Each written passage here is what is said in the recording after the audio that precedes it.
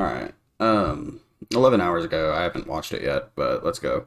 Um, Let me go ahead and pull this up real quick. So I won't be watching not those. This. I watched it.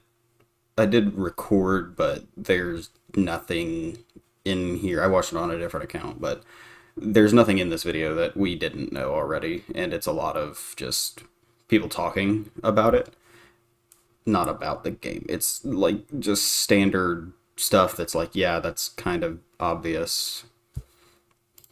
So, nothing against the people that were in the video. It's just I don't feel like um I don't feel it's worthy of just like watching or reacting to it for content. We're just gonna stick with the deep dives. Oh, let me go ahead and turn this down a little bit first. My name is Matthew Barkis, and I am one of the level designers on Smite 2. I'm Aaron, and I'm the Okay. lead environment artist for Smite 2. Smite 1's Conquest has had 10 years of iteration and new features being added, and we felt Couple more like than 10. maybe it became too complex as time went on. When we started What? making Conquest and Smite, You say too complex as time went on? Is that what he just said? like maybe it became too complex as time went on. When we started making Conquest and Smite 2, we identified what are the most important. That's a very interesting statement. I don't necessarily agree with that. Because to me, like, I feel like the one thing you want to do is innovate over time. You don't ever want the map to stay the same.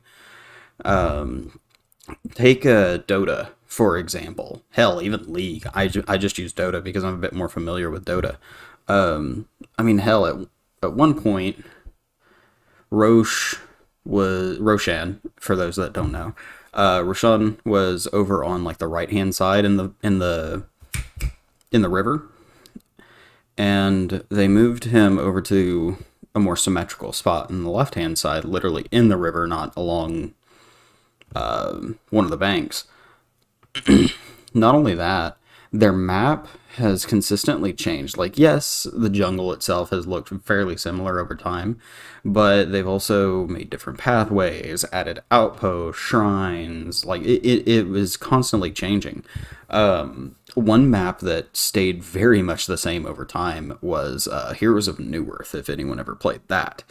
To my recollection, the Heroes of Newerth map did not really change all that much over time. Their main concern was like god balance, or not god balance, character hero balance, whatever it was. Granted, some characters were fucking busted, but it was more based around their balancing, item stuff, and things like that. When they made changes to the map, they were very minor. Whereas Dota, whenever Dota did big map changes, it was like, hey, this is like the start of a huge new thing. We're adding a few things to try things new, basically. Smite, I feel, hit a good middle ground with that.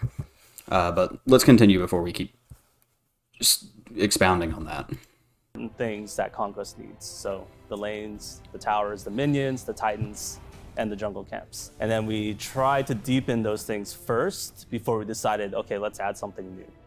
Once the map's Okay. been designed, it'll come to our team. Okay, so what he's saying, it sounds like they're wanting to take the base of what they had and then expand on that before adding more new to the game, which I will agree that's probably a good idea. Kind of. Yeah, no. I think it could be a good idea. It depends, but let's keep watching to see what he means. And we pretty much art up the entire map. Conquest has been the first map for Smite 2, and that's the one we've been putting all of our attention to right now. One of the big differences Good. between UE5 and UE3. That's good. That means that likely means that when we get access to the alpha, Conquest may be the only map they have. I would imagine they may have Arena.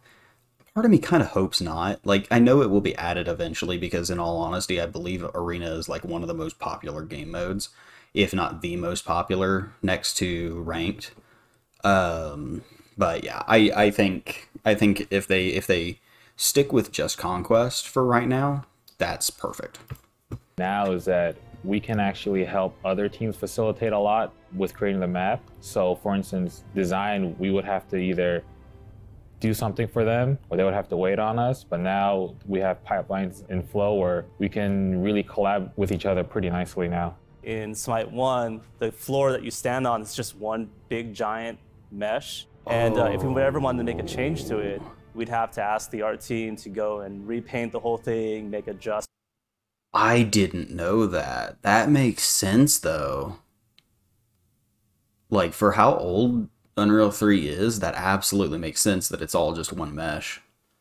And they're likely going to say it, but with Unreal 5, you can actually, like, physically change a mesh without having to take it out. Like, you can do painting. So a lot of the stuff he's talking about, they can do it over top of the mesh.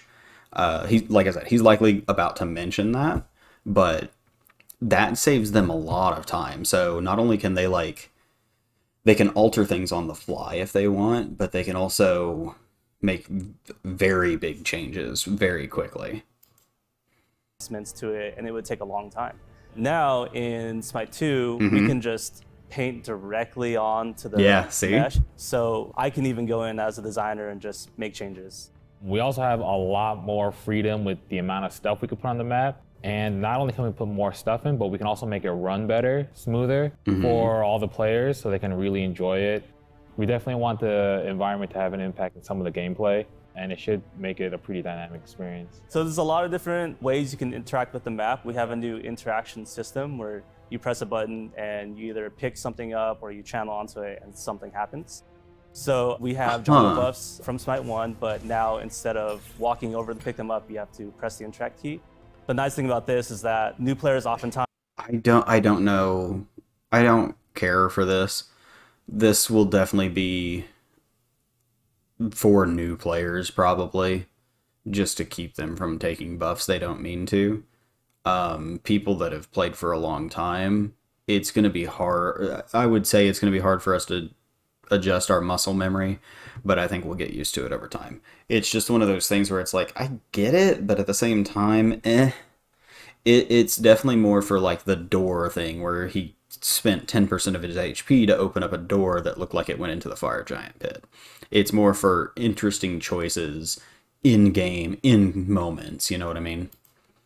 Pick up 4% movement speed every 3 seconds, max of 3 seconds. Pathfinder taking damage removes all stacks. So this is just your movement speed buff. Wait. Is it just the second half of the movement speed buff that gives you more movement speed when you kill creeps? Up to 12% movement speed after 9 seconds. And then it removes all stacks when you take damage. Interesting. Okay. A buff accidentally, but now it's intentional that you pick up the buff. There's a lot of new jungle buffs. Yeah, so now people can grief me immediately. Love that. In the map, we reworked all of them to be different for Smite 2. Okay. And in addition to them all being new, the jungle camps now level up when you kill them. So when they level up, the buffs that they give out are better. And we have a little help tip in the game. Wait. All being new, the jungle camps now level up. If this does give a buff from the looks of it, but it did not drop a buff at level 1. Do the camps not drop buffs right away? Up when you kill them. Interesting. So when they level up, the buffs and then level 2, now it has a little buff. help tip in the game to show you what they give. Okay. They're really powerful, and we hope that people fight over them. We love seeing people invade to try and get these jungle buffs. Buff camps will be changed. Do you though? Do you? I mean, yeah, later in the game, invasions are big, but I feel like it was to stop the snowball effect. But they added that weird, like, curse if you were over on the enemy side that, like, slows you down by, like, 40% or whatever it is. It's fucking stupid, in my opinion. I liked lower level invasions. I thought that stuff was fun. But, I mean, that's, you know, if you don't know how to play around it or play against it, it's like, hey, careful. Change a little bit. You should be able to recognize them when you do play with the minions that should be in there. it'll be a new experience without being completely unknown. Buff has a A ton couple of of the health. things you can interact with, the doors outside your base. Right now in Smite 1, when you walk through, they automatically open. But you Okay. can't open it from the other side. Now you can open it from the other side. You just press the key to open it. The Warhorn is our new Totem of Ku replacement in the solo lane. So players will have to go walk over and channel onto it to capture it. Oh. Once it's captured, and if you complete the capture, it makes all your minions for the Your team capture the Warhorn, your next minion wave will spawn champion minions. I'm assuming that's... Oh my god, it has 1700 health. Holy shit, that's a lot. next wave stronger. When you walk up to these big gameplay areas like Gold Fury and Fire Giant, you should definitely be able to recognize where you are if you're coming from Smite 1. But I love that they're going back to this, dude. Okay, for people that didn't play way back in the day, and granted, it was kind of like over time, Gold Fury used to be in her own little pit that had just gold everywhere. Same thing like how Fire Giant has the really fancy, like, pit-style arena kind of thing. Way back, it used to just be, like in a volcano. There was only the one entrance, unless you, like, jumped through the wall, I think. But yeah, it was just one entrance. He did the lava floor. He was a fucking pushover for the fight. But he was tanky as shit. So like it was more of like if you were committing to the fight, playing around people coming in. But he was very minimal. The only thing he really did, he'd chuck a big fireball at whoever he was targeting, and then he would spawn like the lava from the ground, not the straight line or the pools, but just like in the entire volcano. So everyone was taking the tick damage if you were in there. I liked it. The newer one, I don't have a problem with it. I think it's fine. But Gold Fury is one that kind of like over time lost that identity of like, hey, this is the Gold Fury. There's gold everywhere here. it'll be a lot So more I like impactful seeing now. this again. You'll Oh definitely yeah, this looks so good. I love this. get a sense you're in a special area of the map. We really want to play with scale, make you feel like you're in a pit with Fire Giant, that if you walk in there, put down your ward This and looks get out, good, or too. be ready for a fight. So the Fire Giant is pretty good at what he does in Smite 1. He's your power play objective. He gives you a big team boost in power and protections. So we wanted to keep that. So we just reworked his Ooh. kit to be fresh and exciting for Smite 2. We also Okay. like that the Gold Fury Giving him has new some game attacks. stuff that scales really well as the match progresses. So we wanted to add a little bit of that for the Fire Giant. So each time he dies, his buff gets stronger as the match Oh. progresses and as more Fire Giant kills happen. 50 power, 4% health regen, 2% mana regen. I think that's normal. Increase power by 30, 20 protections for... Oh my god. That's insane, dude. Like, that's actually crazy. Does it only increase the protections? Or does it only increase the power and protections here? Wait, does it give 50 power plus another 30? Oh my god. And the buff is progressively escalating. There are That's very new cool, Gold Fury though. I changes. like that. We know that Gold Fury is really important in the early and mid game. We wanted to add something there so that Gold Fury kill 1. Your speed boost out of Fountain is now permanently doubled. Oh, interesting. Now here's another question. So he did. So if when you kill the Gold Fury for the first time, when she turns into the I can't remember the names, the Oni Fury or the Jungle Fury, whatever it is.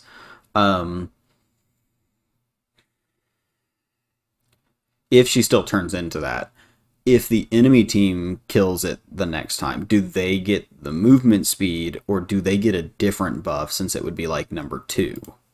she's still worth taking in the end game. Now, when you defeat her, she gives you permanent team effects, and she Nearby friendly minions take reduced damage and deal more damage. Interesting. I want that, and that's my question. So, if the enemy team killed her the second time, do they get this or do they get the movement speed? Is this like a stacking for each one you kill?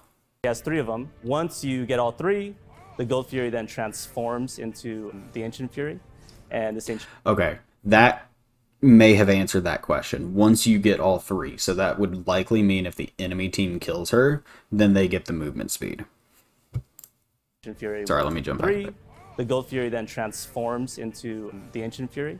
The and Ancient this Ancient Fury will then start turning off all the towers Oh my god. and phoenixes when you defeat her. That's disgusting. Oh my god, dude. That makes getting Gold Fury like really important because I mean, you grab Ancient Fury before like after or before a fire giant. That's crazy.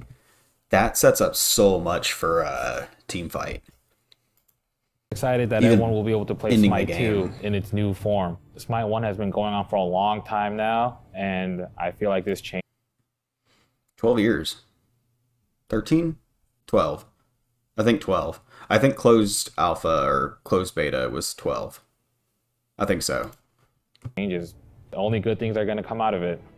I am so excited to let players play the new Conquest. We put a lot of new stuff in, and we hope they like it, and we're really excited.